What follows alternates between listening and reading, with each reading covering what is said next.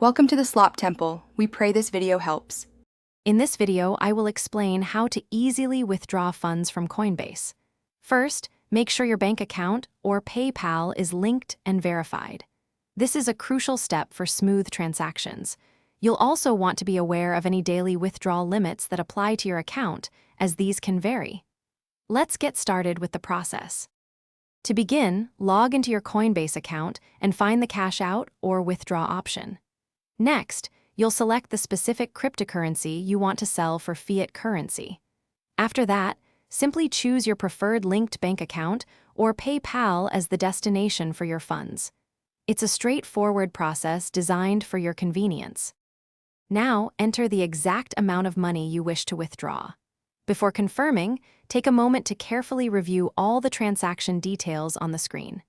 Double-checking ensures accuracy and prevents any issues. Once you're satisfied, confirm the withdrawal to finalize your request. Your funds will then be processed. After confirming, your withdrawal will typically process within 1 to 3 business days, though this can sometimes vary. Be aware that certain withdrawal methods might incur small fees, so always check the details. For more great tips and to grab some Little Tree's black ice for your car, check the description below for links and other deals. Thanks for watching.